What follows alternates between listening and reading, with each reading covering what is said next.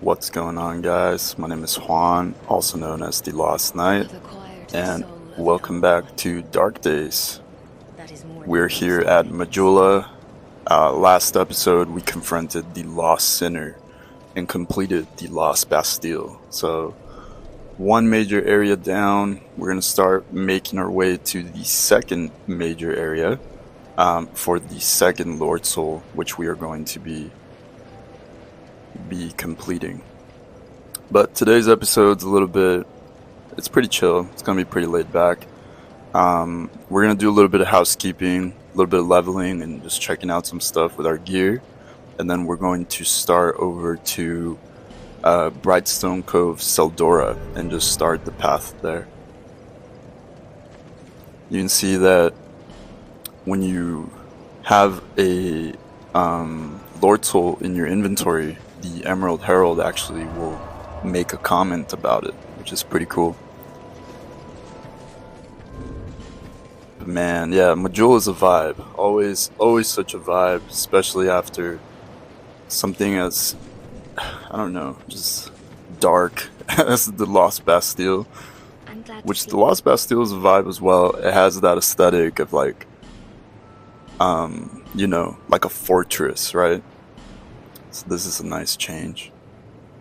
And we are getting some pyromancy ready. Realized I forgot to give her pants, actually. So yeah, I feel bad. Let's give our girl some foot gear, dude. It's cold out here in Drang Lake, you know what I'm saying? Rosabeth of Melfia. But yeah, we are trying to use some magic. I kind of decided that we're gonna switch up our build a few times through this playthrough. And there's that soul vessel that I was looking for earlier.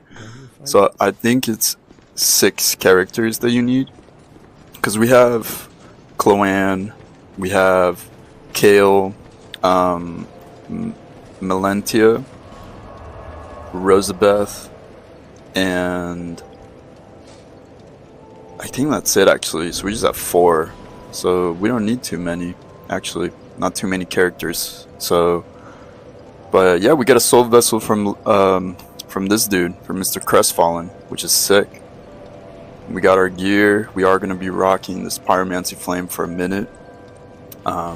Ring of Giants is way too heavy, man. Not a fan. So, Northern Ritual Band increases spell use, and then Southern Ritual Band allows for more spell attunement slots. So that's better. Attunement slots are the slots the game gives you, and depending on how many slots, it's how many spells you can equip. Some of the more powerful spells require 3 or 4 attunement slots, so it is a lot to balance. Like, for what we're doing, because we're doing mainly quality with this character so far, we've already invested a lot of levels into strength and dexterity and, endurance and stuff like that. So we wouldn't be able to get much use out of magic. And this is Strayed right here. This is the character which I was not able to record freeing. Strayed of Olaphis, Olaphis was an ancient city, and he was petrified and turned to stone for thousands of years. So when we freed him, he made lots of comments about like, what is this place? Drang Lake? Oh, I've never heard it. And he's got one of the most recognizable lines in this game, dude. Chariot Lands. And then Heavy Summon Arrow and Soul Shower. Heavy Homing Arrow. And we can get some spells from him as well. Flame Swathe and Lingering Flame. Feeble cursed one. Dude, this guy's such an asshole sometimes. It's kind of funny. Alright. I guess we can start making our way. Excuse me. Yeah, we'll return to the Doors of Pharaohs eventually. I've actually never really fully completed that area, so that will be a pretty blind playthrough. But today, so we're at that penultimate section of Brightstone Cove, um, which will allow us to get to that second main boss. So this section that's coming up it already is gonna have some heavy Seath vibes. So we already had with the Lost Sinner the connection to Isolith, and with Brightstone Cove there is a connection to Seath the Scaleless and his crystal caves, and which, little side note, one of the coolest locations in the first game. But yeah, we'll see that connection coming up pretty soon. I guess we don't really have anything to upgrade, really. And we want to try to save this Twinkling Titanite for something else.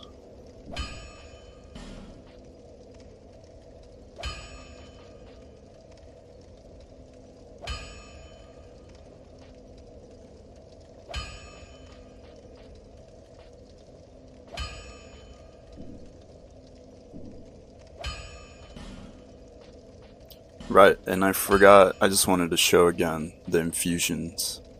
I don't remember if I showed that, but yeah, you get these with Macduff. So if you're trying to put some fire in your weapon and shit, then Macduff's your guy. You know what I mean?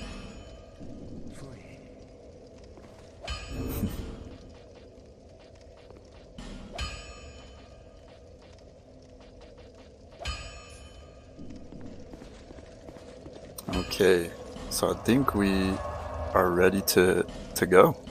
Yeah. Royal Army Camp. That's where we're gonna be heading to right now. And already upon our first arrival, this was after the skeleton. No, this was after I forget what boss we fought to get here, but this was. Oh, this was after the Doors of Pharaohs. That's right. This was after the Doors of Pharaohs, after Najka. So I didn't remember there being falconers here, man. And these guys, their running animation, like, if you guys watch any speedrunners and you know what poop walking is, it's like, if you don't, let me give you some context. So poop walking is just what it's called because of the way it looks. It's a way to glitch the walking animation to have like a perpetual walking speed.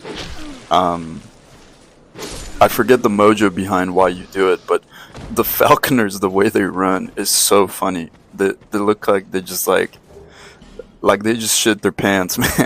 It's like you're supposed to be the fiercest like mercenary whatever's, and let's see if we can trigger one of these dudes just to show you guys.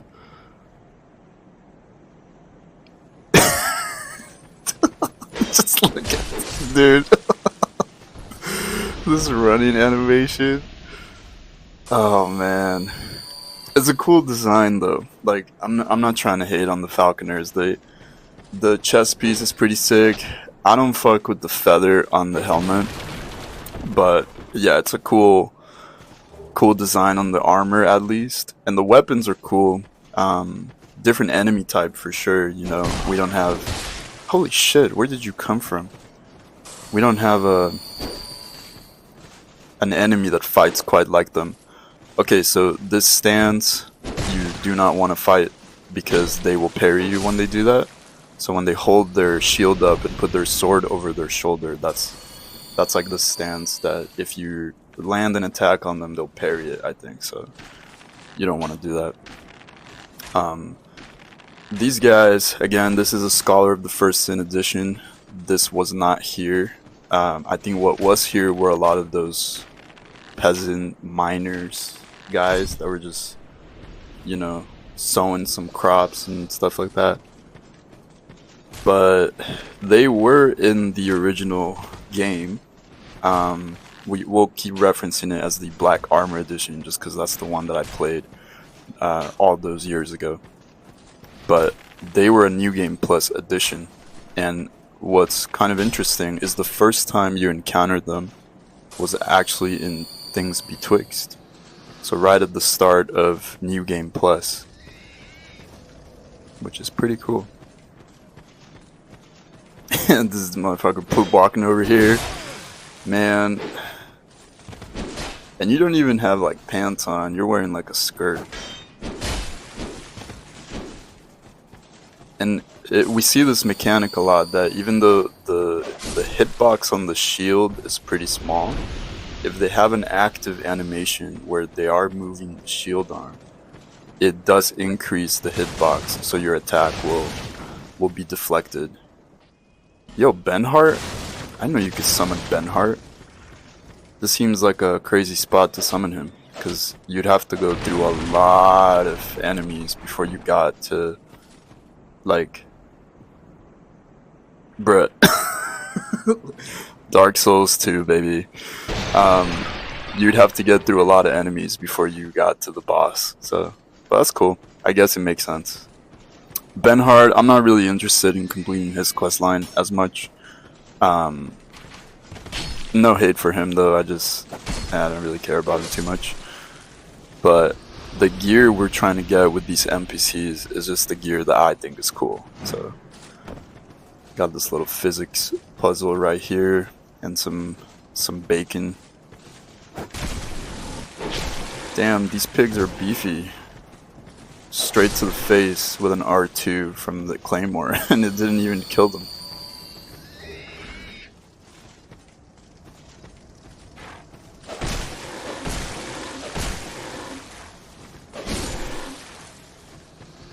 Holy shit, dude. This game is like, what's up with these jump scares on these enemies? Not gonna lie though, the rapier design on the rapiers that the falconers use, they're pretty sick. I wonder if you can get that as a weapon. Okay, let's see if I can do this. Okay, maybe you have to like roll into it, like between the gap of the ceiling and where the well is. That makes sense.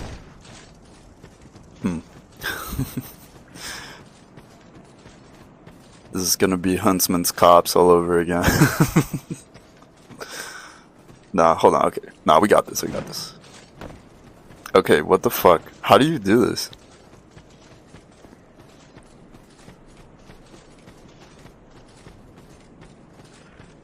Is that why that little piece of wood is right there? It's like to direct you that's the direction you have to run.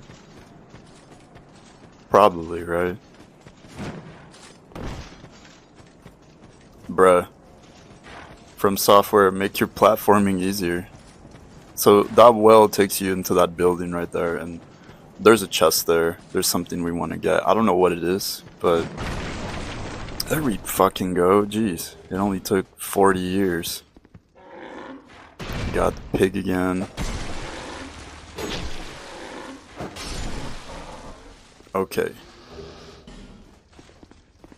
Right, so once we descend a bit farther into the level, we'll be able to see that connection to Seath the Skellis in the Crystal Caves.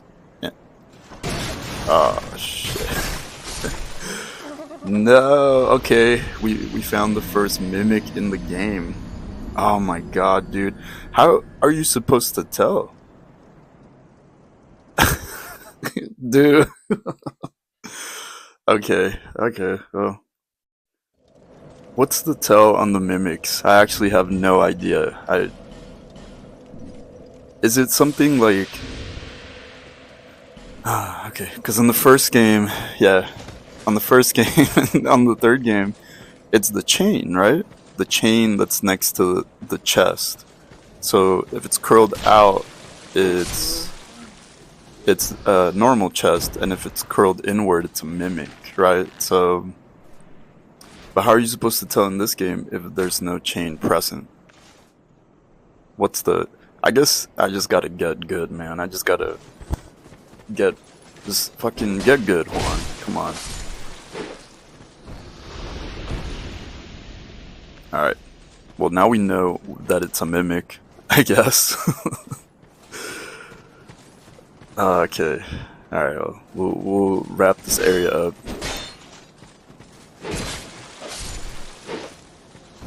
Is it something like on the chest?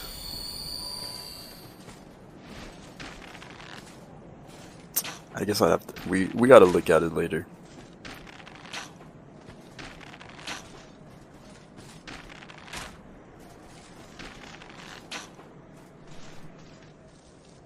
It was very nice of him to just stand there and take it.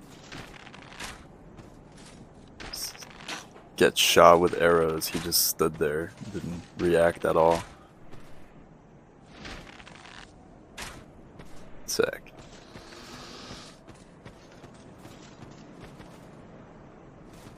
Okay. Yeah, I can't take these guys seriously with that run. They're so fast though. Holy shit, like, you can't run away from them, they'll catch up to you. Oh, critical hit right there, that counter damage. Right as he was gonna do the backstep, our swipe hit him, and you guys saw that took like all his health pretty much.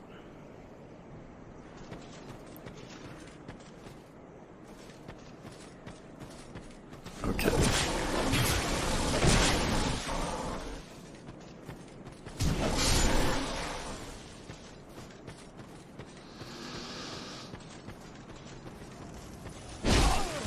I knew I was missing one. I was like, where is this guy? He's just sneaky McFreaky over here trying to get a jump scare on me.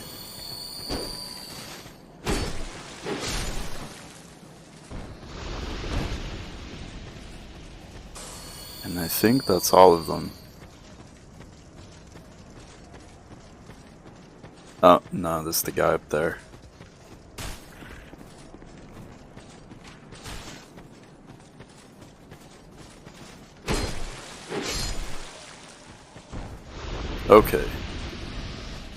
Okay, so I just noticed that their weapons actually first try, baby. Fucking, I was just messing around with you guys that first time. I could have done it on the first try if I wanted to. I was gonna say, I just noticed the falconer sword is like a curved sword, like a saber.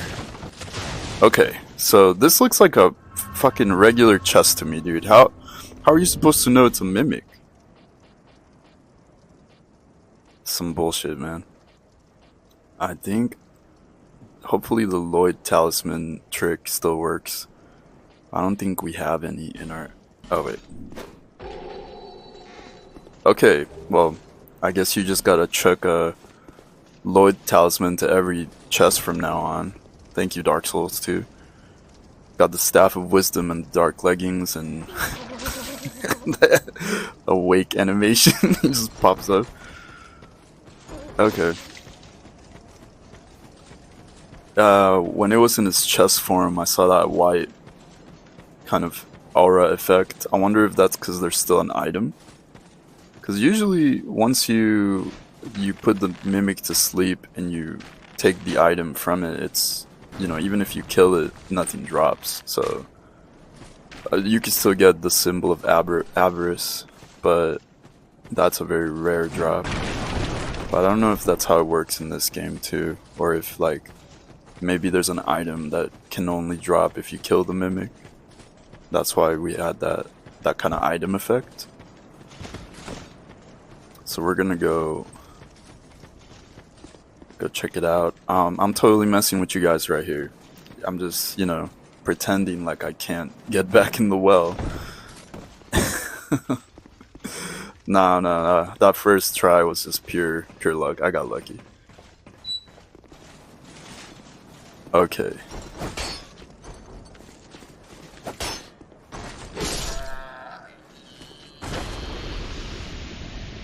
And no item. Okay, well.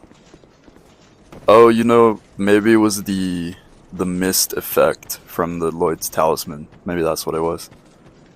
So yeah, this little encampment area is completely optional. Just wanted to clear it out just cause. But the progression's actually this way, and right away, just want to show you guys. Here is that crystal cave connection with the Brightstone Cove Tseldora. So we see already it's kind of implying like, hey, this is giving me the Duke's Archives, that big field before the Crystal Caves. Damn. R.I.P. dog. Yeah, that big field before the Crystal Caves where you find all those golems and the like poorly rendered trees. This is kind of that vibe right there, but cool area nonetheless. I mean, I like. That's something I'll give Dark Souls 2 is that as far as the aesthetic and like the ambience and the design of each area in terms of like the vibe, you do feel like you're exploring something unique, you know? It's kind of that effect of why people explore caves and go spelunking. It's that you want to continue, you're drawn to what is next, right? To that finding where does it end or something. I think that's something they do really well. And actually down there on that bottom, by that left side, you could see the pathway into the spider chapel down there, which is pretty interesting. It's cool that you can see it and you can actually get there a bit later. Don't be fooled with these enemies. If you get ganked by them, you're cooked. You will die, so just take it nice and slow through this area. Just go one at a time. And another place where bonfire ascetics create a unique encounter is right here. You could actually get the boss of the area to show up right here, but that would be for a later time, guys. Thank you guys so much for watching. Thank you for all the new subscribers, anyone that's following this playthrough. I hella appreciate y'all. And that will be it for this episode of Dark Days. I'll catch you guys on the next episode.